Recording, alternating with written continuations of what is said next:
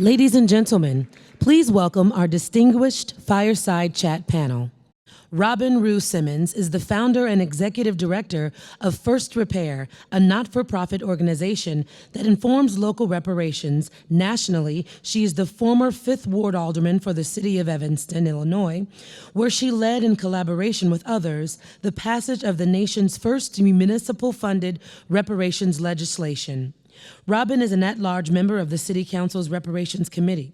She is a commissioner of the National African American Reparations Commission, a member of the Legislative Committee of the National Coalition of Blacks for Reparations in America, and a board member of Evanston's Connections for the Homeless.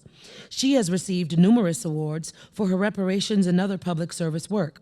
Robin has also been featured in numerous national and international publications and on television and radio for her work on local reparations. Difference Maker honoree Kamm Howard, and panel moderator Gwen Grant.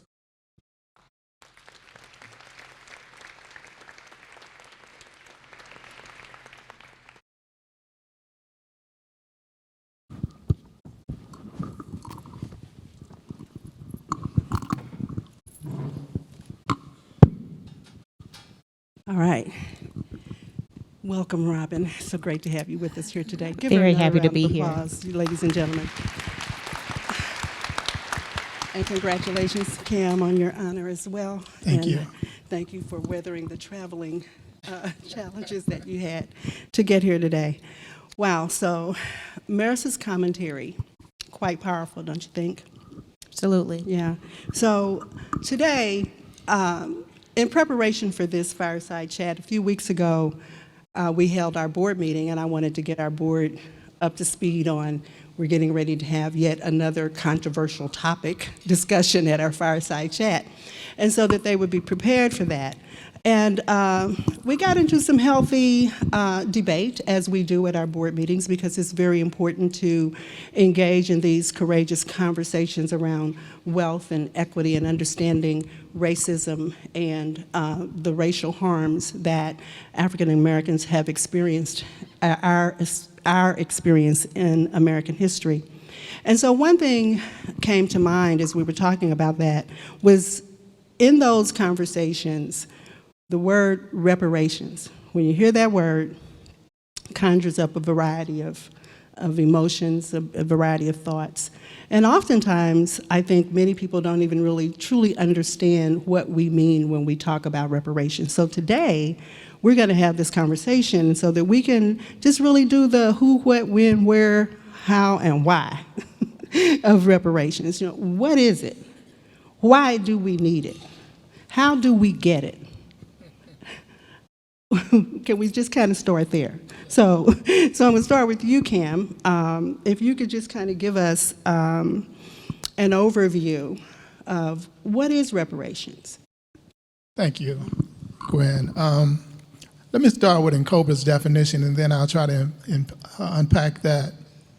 But N'Koba defines reparations as the process of repairing, healing, and restoring the people who were injured due to their group identity in violation of their fundamental human rights by a government, corporation, institution, or individual.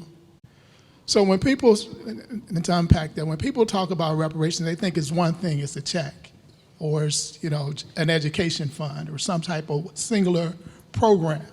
But we say, no, it's the process, whatever that process is, to get us to repair, to get us to wholeness as a result of a series of crimes that have been committed against our ancestors, which have resulted in a number of injuries for centuries. So whatever that process is to take us to get to healing and repair, that's reparations.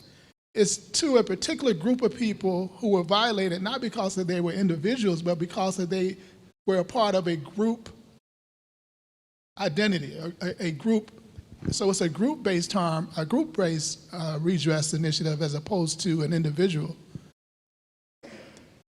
It's to address violations of the fundamental human rights, the right of life, the right to profit from your labor, the right to your own children, the right to self-determination, the basic human rights of any individual. These are what were violated. And finally, that definition looks at the actual culprits.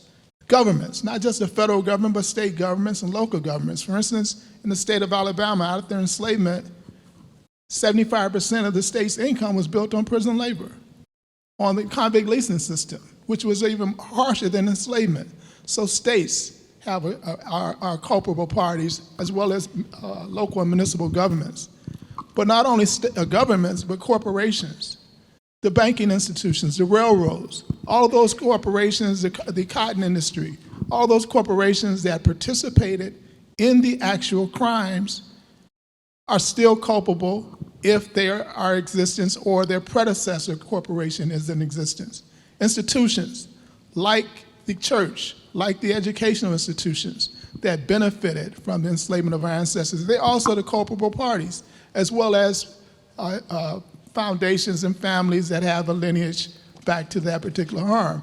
So when we talk about reparations, there's a whole lot that we have to examine when we really look at the term reparations. It's not just one thing.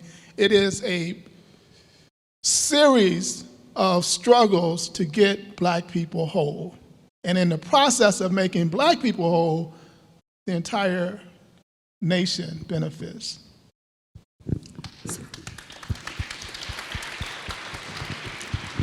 So Robin, you've been very active in the reparations movement, and you were able to achieve a lot in your work as alderwoman in Evanston. So when we talk about reparations, most often people think that it's something that takes place only, or should take place only, at a national policy level, in terms of Congress, rather than local reparations efforts. You, however, led a local movement in Evanston, as we saw on the introduction. Can you tell us a little bit more about how did that come about, that you in Evanston, Illinois, would be leading the first city to achieve policies and funding for a local reparations ordinance? Absolutely. Thank you. Thank you for the invitation to be here and participate. I will say that I was one of those that really thought about reparations and HR 40 and chattel slavery, and really did not enter into my elected role thinking about localizing reparations. I thought that more equity and good public policy and other ways of leading a smart government would get us there. And very soon into my term, I concluded, as a title of this day, equity is just not enough. We have been doing equity. And I saw that not only was chattel slavery responsible for our $46,000 household income divide we have in Evanston, and more so here in your city, but there were policies and practices that were specific to the city of Evanston, above and beyond any federal legislation. This was above and beyond even redlining.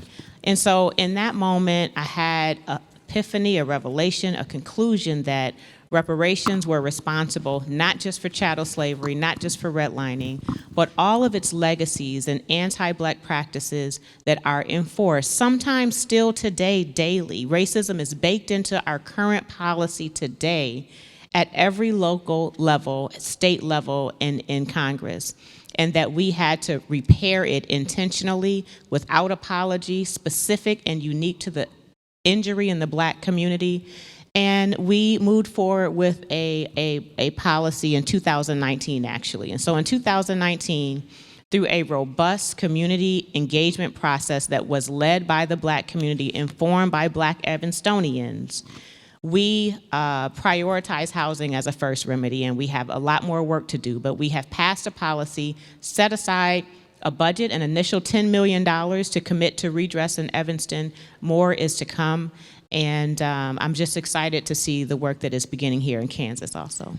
So thank you. So how did you all decide in Evanston? I'm raising this question because I believe it was on Tuesday or Wednesday of this week, the California Task Force on Reparations voted 5-4 to determine whether reparations should be for all 2.6 million Black Californians, or should it be only for those who could prove that they are descendants of slavery. How did you guys approach it in Evanston to determine who actually will benefit from reparations? Well, it's quite simple. So the eligibility and even the remedy is informed by the injury or the harm. And so in Evanston, we're not a slave state. We didn't have chattel slavery. We did have, however, policies that were anti-Black. And one specific that we are building our case on is a policy that was enforced from 1919 and 1969. And so everybody Black in Evanston, that is the qualifier. That is, it was nothing more than your Blackness that that had you discriminated against in Evanston. And so everyone qualified, or descendants of those that were harmed between 1919 and 1969. And so my opinion is that eligibility should be determined by the harm. And for these legacies and these contemporary harms that we're seeing, everybody Black, the whole African diaspora is here in this nation and in our cities, and therefore there is remedy and repair and justice that is needed for all Black people. So Kamm, what are your thoughts on this? I think that's a big challenge. You've been doing a lot of work on HR 40, so I do want you to talk a little bit about HR 40 and what's contained in that piece of legislation. But that tends to be the big question when we talk about reparations, is who really is eligible to get it? And I know that the National Urban League and a number of other civil rights organizations believe that all Black Americans should receive reparations versus having to prove our lineage to slavery. Can you speak a little bit more on that, and then tell us a little bit about what's actually in HR 40 and where it is in Congress? Sure. I hold the same position as Robin. The demand for reparations should be inclusive of every person of African descent in America, because the crimes committed against Black people in this country have been those that we can divide between three periods. The period of enslavement, 1619, 1865, the period of Jim Crow apartheid, 1865, 1877, post-Reconstruction, up until the Civil Rights bills in 1965, and then the post-Jim Crow, still apartheid era that we live in now. And so you have people who are classified racially as African or African descent that came to this country in different periods, either were brought to this country in different periods of those crimes, and they were their human rights were violated. And so when you come to determining eligibility, it's whoever a crime was committed against should be eligible. And then the redress will be specific to the injury that is suffered. So if someone who came here during enslavement, or who was brought here during enslavement, if there are enslavement era type redress remedies, then those people will be the only ones who are eligible. But when you look at, again, convict leasing, there were many immigrants from the Caribbean during that particular time. They got caught up in that, and so their descendants should also be eligible for enslavement. And so that's what HR 40 is. HR 40 says, let's look at the periods of harms, the periods of crimes, and let's address remedies to, let's create proposals to address the injuries that have resulted from those crimes that were committed. And those injuries will show up in, for instance, all Black people who live in a particular zip code and go to a public school in that zip code. It doesn't matter whether they're recent immigrants or whether they came here during the 30s, 40s, the late 1800s. If they're in that zip code going to that public school, they've had the same level of education, which will more than likely be an apartheid level of education, one that's disproportionately negatively affect them than it would if they lived in another zip code. So you would reduce all of those children who were not, whose parents could not trace their lineage to enslavement if you went with just a basic enslavement era type of eligibility criteria. And so we say it excludes those who've also been injured by anti-blackness in America. So that's really, how we determine eligibility. Everyone can make the demand, but the remedies are what prioritizes who receives the redress. So you just said the word remedies. And so when we hear reparations, and that conjures up, oh, I don't like the word. And so why should we not say we just need to remedy the past as opposed to repair the past for the past? Well, reparations is an international justice term that is used anytime there's crimes against humanity committed. And the international community has declared that the transatlantic slave trade was a crime against humanity. The enslavement of African people in this country and their descendants was a crime against humanity. Apartheid, which is separate development backed by force, we call it Jim Crow, but internationally it's called apartheid. It's a crime against humanity. We live today in a neo-apartheid condition, because when you look at disparities, you look at separate. You can't have disparities unless there was separate development. You can't have these huge racial disparities unless there was separate development over centuries. And so that's the definition of apartheid. So we still live in a current neo-apartheid state as black people in this country. Those are crimes against humanity, and reparations is obligatory under international law, not just reparative, not just redress, not just remedy, but reparations is obligatory. America sits in the middle of what it calls international law and standards. If you sit in the middle of this framework, United Nations framework, you must honor the dictates of this framework, and that means obligatory reparations for people of African descent in this country.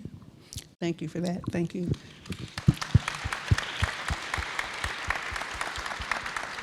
So, Robin, when we were talking, I heard you say that you get beat up every day because of this work and being an advocate for reparations. And what are some of the challenges you faced in Evanston? We have a local reparations core committee that is being spearheaded by the National Black United Front KC chapter. The Urban League is a member.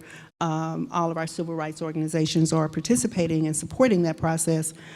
What lessons can you provide for us as we advance the local reparations effort to get the support that we need? I know that there have been some conversations with the mayor to establish a city reparation, some type of a commission, but having a commission is just only one little small part of it. You, as an alderwoman, had some power in that process. So can you just give us some lessons that we can apply locally?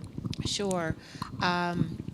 So in terms of, you said barriers, what challenges? I would say that really capacity is such a big demand and so much to repair, and not being paralyzed in that. And first centering your work locally within your purview, and then reminding the community that advocacy for HR 40 is also needed, that they're setting the right expectation, that there is no single local policy, your budget is not large enough, that this is a collaborative effort with other government agencies and industries and institutions and so on.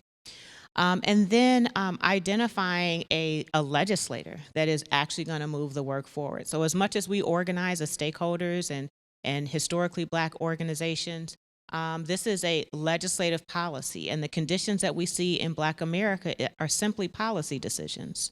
So we have to have a legislator that's going to pass it through a very complex process, usually committees and various forms of introduction and action and so on.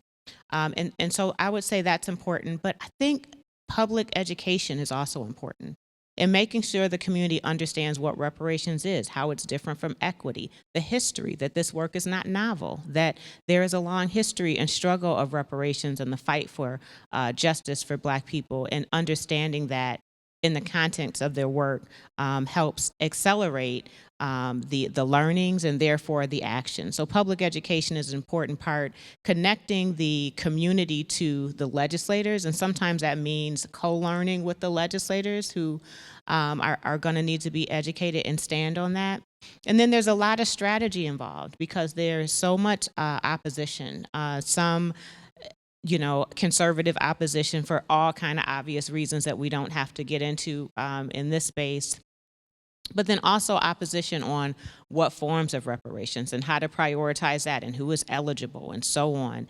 And so my advice would be to do the work, like unapologetically, solutions only, disengage in anything that is not productive, and advance the work in solidarity. So I love to hear that these historically Black organizations are already working together. We didn't have that initially in Evanston. I was very alone in the work until it was coherent and there was some vision.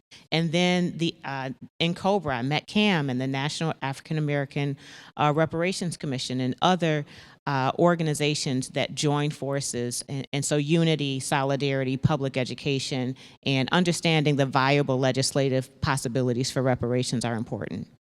So it's critically, what I'm hearing there is that we've got a great core committee here, and they've been working hard for almost a year or so on this effort, but without a champion at the City Council who's willing to advance ordinances and fight for those ordinances, then we would probably be unsuccessful in our efforts, is what I'm hearing. That's exactly right, because there are a lot of steps to get to what was 126R19 in Evanston. We had a resolution, an acknowledgement, so we started there. And so even starting the process with an acknowledgement, and then later, we're seeing in California did eligibility first, but there's so many steps in the process, but it has to be led by a legislator. So how did you fund it? So in Evanston, at the same time that I was leading this work, the state of Illinois was passing recreational cannabis. And that was not my initial thought. My initial thought was to fund it with a graduated real estate transfer tax that we had passed the year before. Our harm was in real estate and home ownership. It was appropriate. It was done. I was so happy. But then I asked for a report on policing and cannabis. And in our city, we had 71% of our arrests were in the Black community. And we are, at that time, 16% of the population. Right? So what else are we supposed to do with the revenue that's coming from sales tax but repair the community that has so long been harmed? Mm-hmm. How those convictions impacted our ability to livability, to access homes and loans and student loans and so on, jobs. And so we decided to fund our reparations with the first $10 million of our cannabis sales tax that comes into the city of Evanston. And we have an open fund, and the community through education is now engaged, and the community is beginning to give. Our faith community is playing a very important role in expanding the reparations work.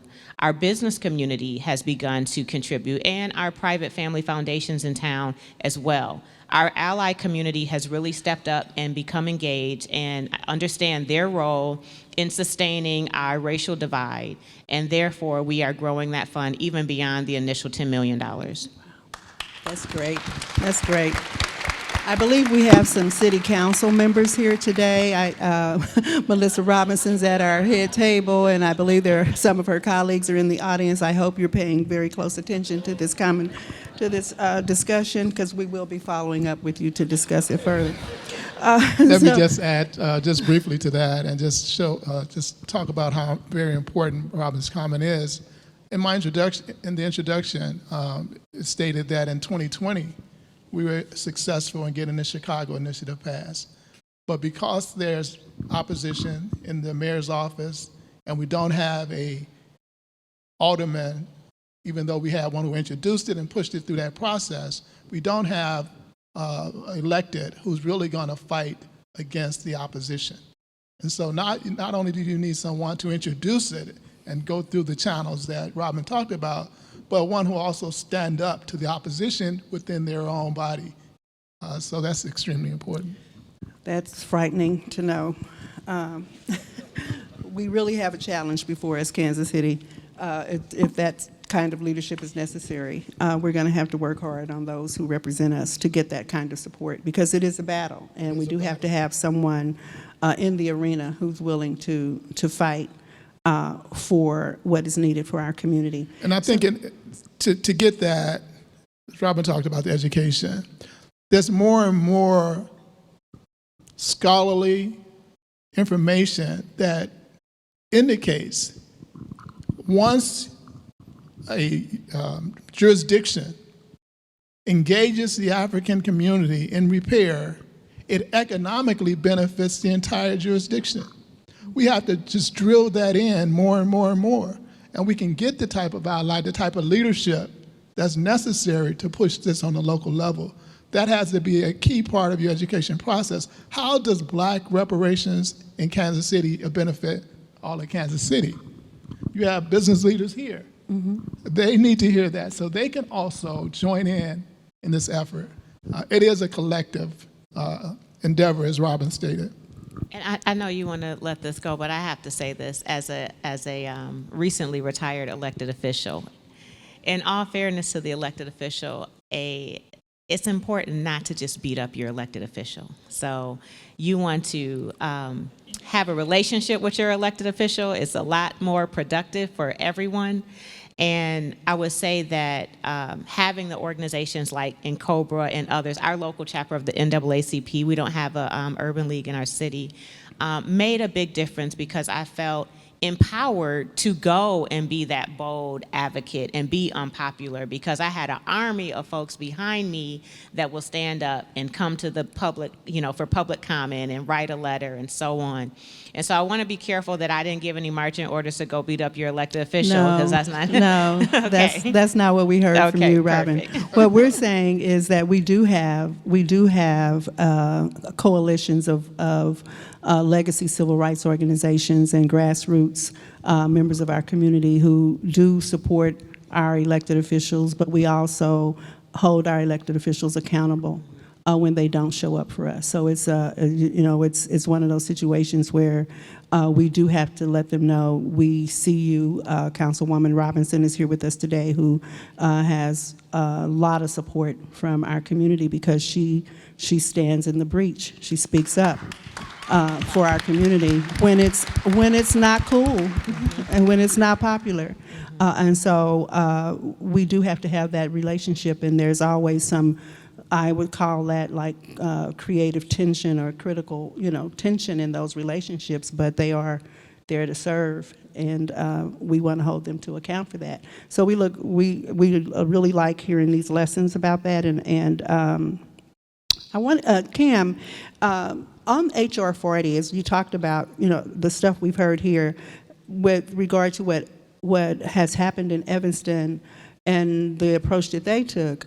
How does HR 40 align? How do you align your local efforts with what's in that legislation? Why is it stalled in Congress, basically? Do we have champions there other than Councilwoman Sheila Jackson Lee, who are trying to get this legislation out of, it's in a stalemate right now? What's going on with it? So HR 40 has moved to a level that it has never moved in this country. On the federal level, we have two legislations, HR 40 and S 40. HR 40 is in the House and S 40 is in the Senate. Not since Reconstruction have we had a bill in both houses of Congress. It shows you where we're at today. In regards to HR 40, to pass a bill out of the House, you need 218 votes, a simple majority. There's 435 congresspersons. 217 plus 1, 218, you can pass it. We currently have 218 votes. We have 197 co-sponsors, and we have 20 congressperson who said, I'm not going to co-sponsor, but if it makes it to the floor, I will vote. You have my vote. And then with the lead sponsor, Sheila Jackson Lee, that's at 218, we have the votes. The challenge is that the leadership of the Democratic Party in the House does not want this bill to come to the floor. They do not want it to come to the floor because they fear it would hurt them in the midterm. And so it's a political thing now where this bill has not made it to the floor. And so we knew, and Cobra knew, and those of us who have been working as a coalition of people who are working, we meet once a week, and we've been meeting for over a year with the congressperson staff, with other organizations, pushing this legislation forward. In April of last year, we moved this bill through the Judiciary Committee for the first time in its history, voted it out of the Judiciary Committee. It should have went straight to the floor after that, because we had over 160 co-sponsors at that time.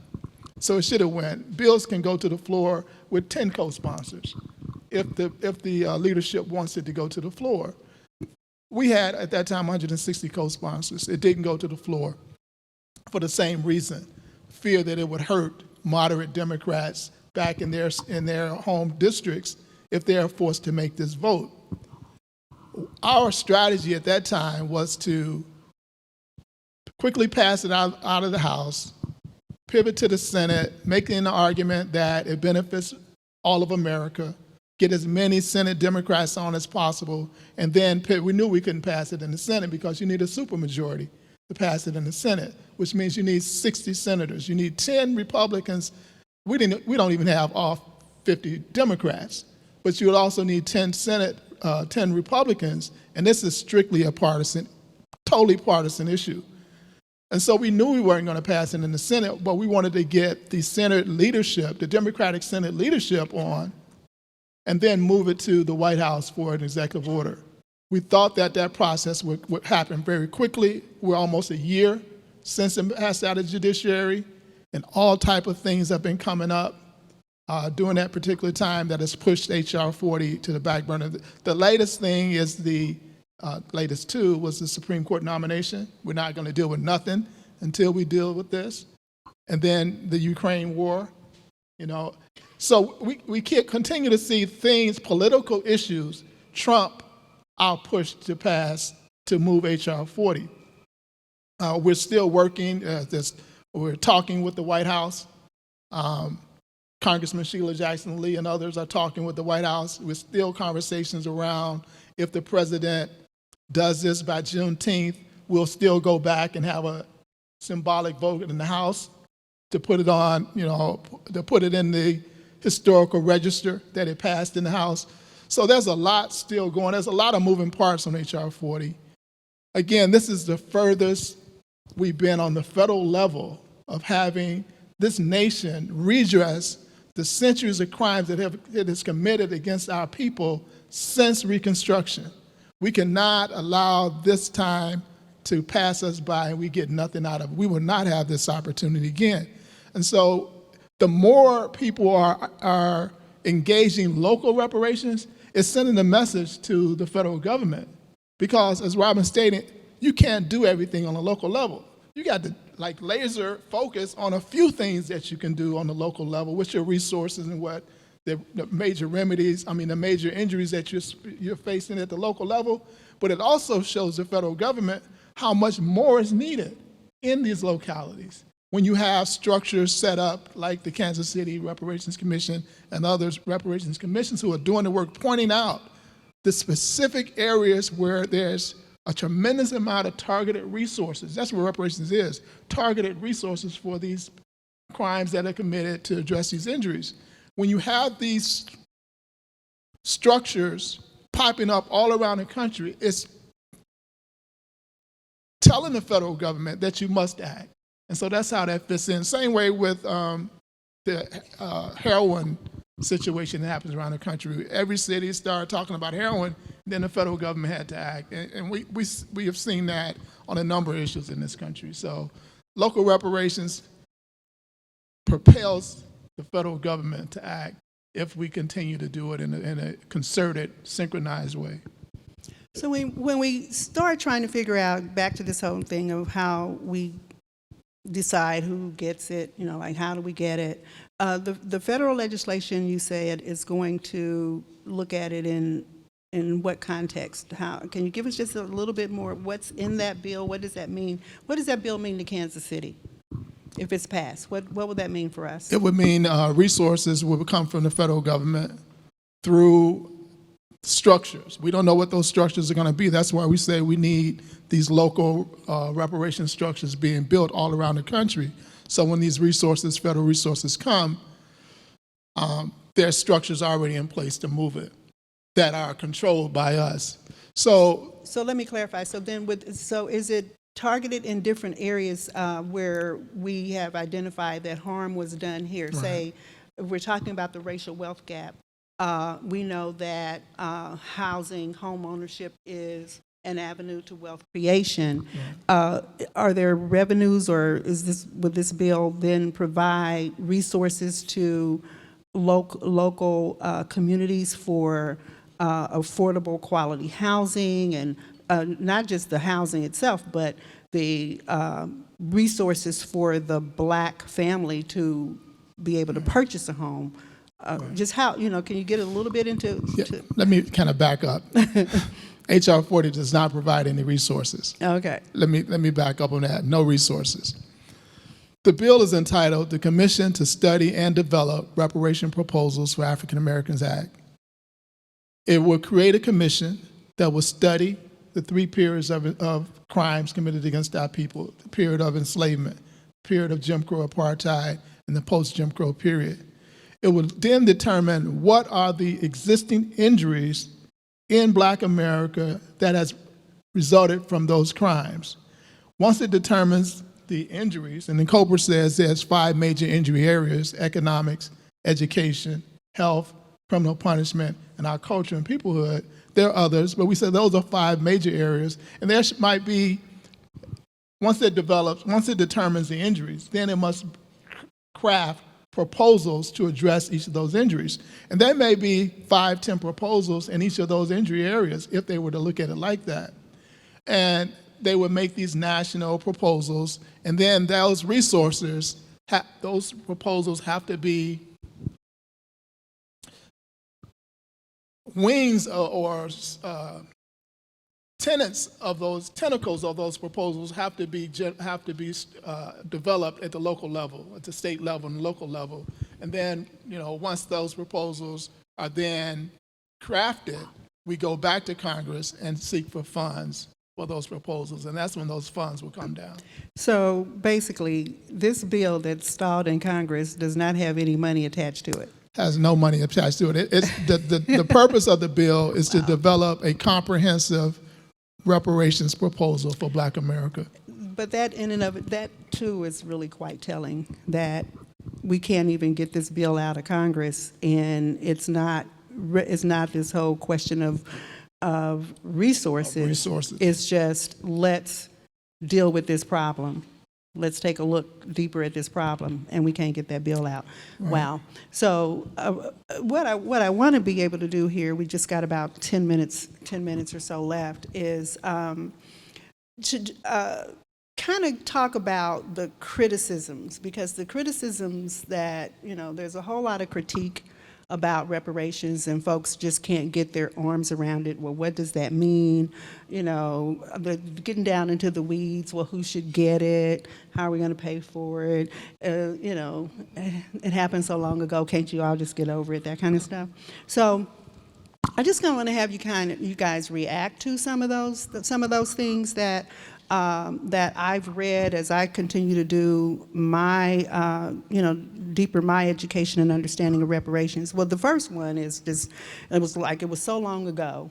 There's no reason to keep bringing up slavery, so why would we even talk about reparations now?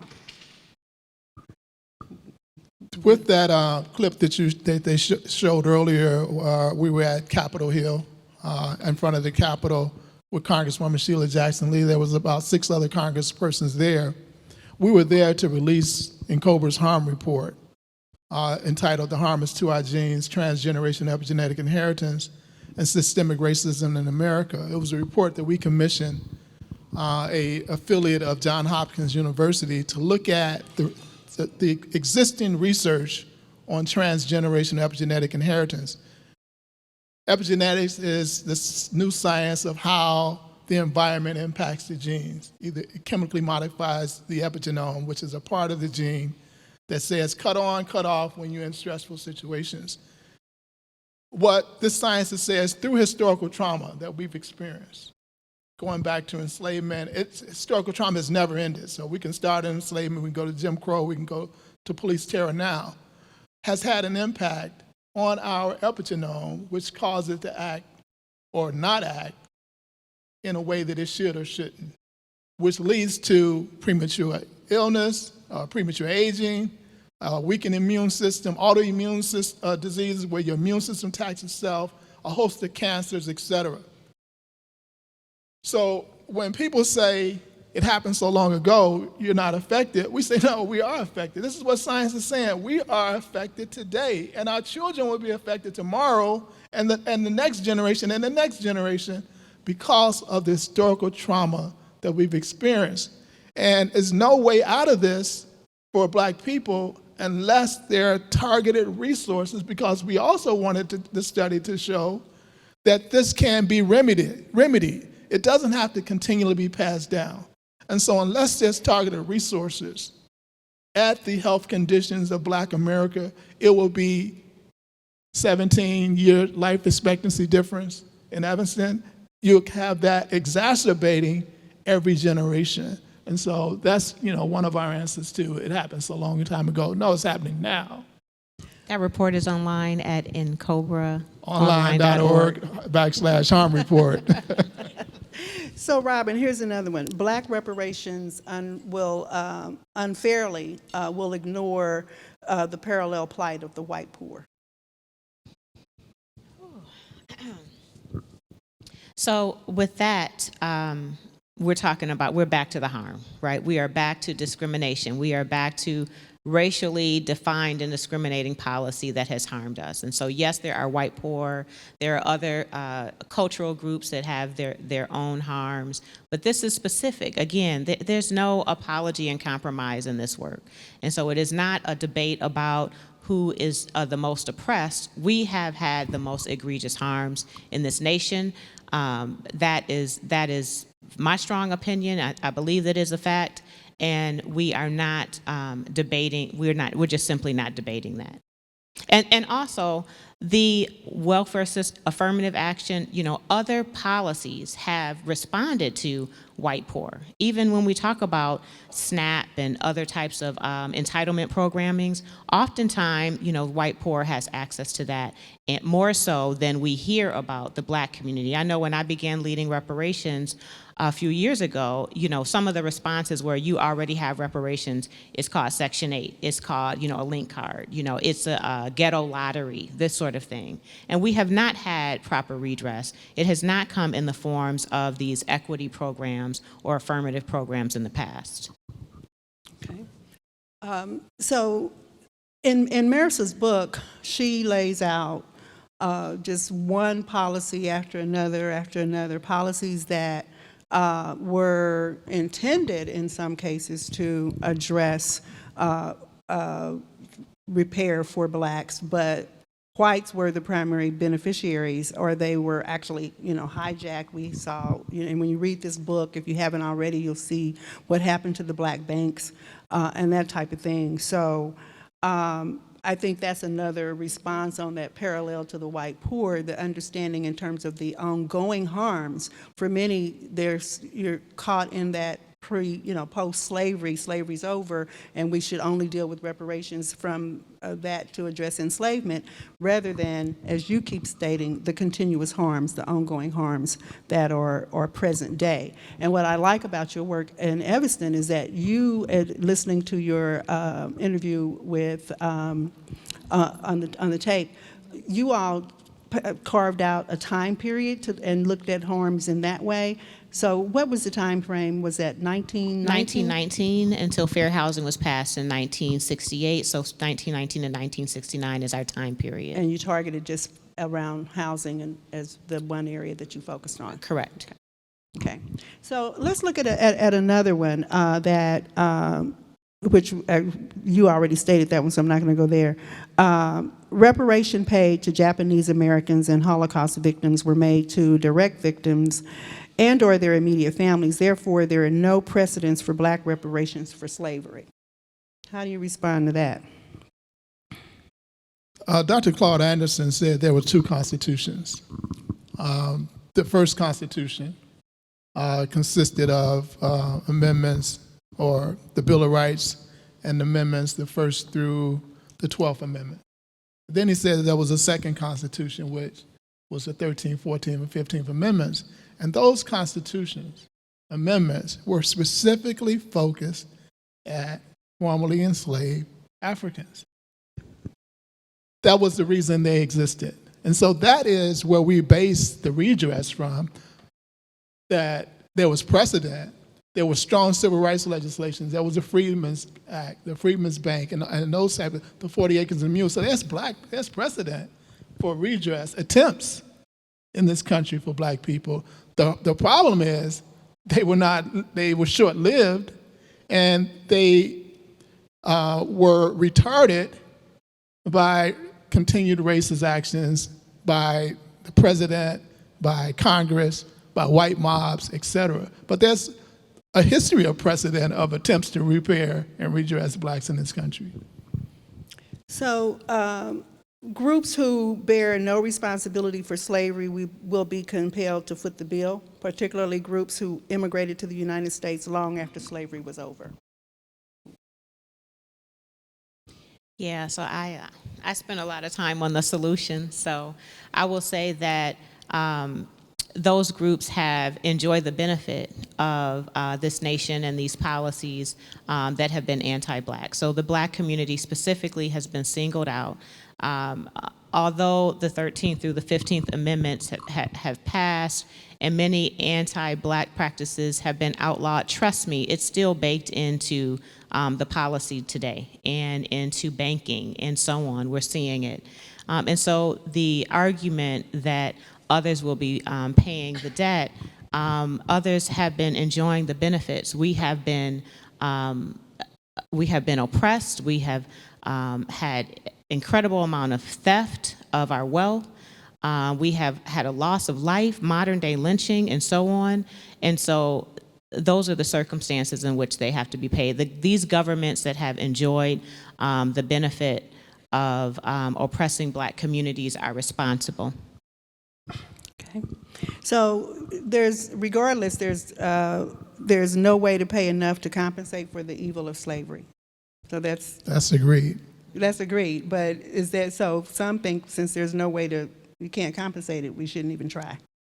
No, so you cannot erase all the blood that was shed by African people on the continent of Africa, in the ships during the Middle Passage, those who died on the shores from the Middle Passage, those who were murdered and died through that horrific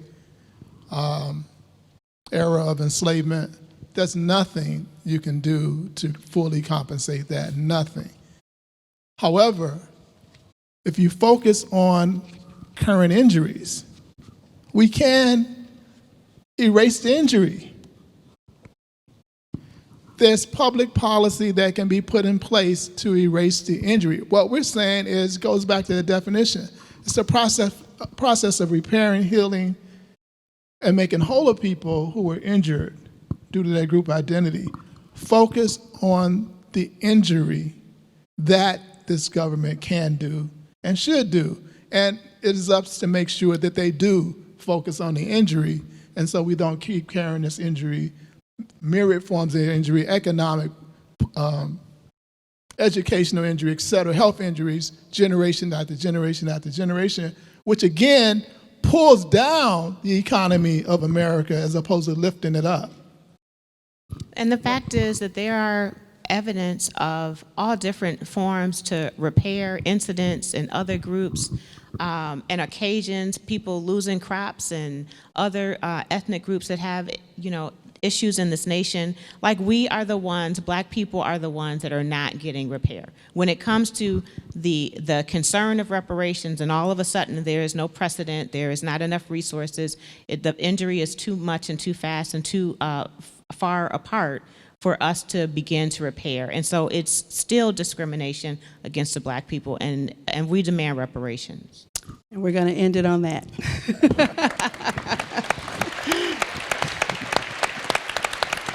Thank you both so much for being here to talk about this very important subject. We really do appreciate it. We are approaching the end, and I just want to take a few minutes to thank you all again for being here, thank our sponsors again, and to thank our super talented, committed staff at the Urban League. They're all around here somewhere. Without them, we would not be able to do the work that we do, so I thank them.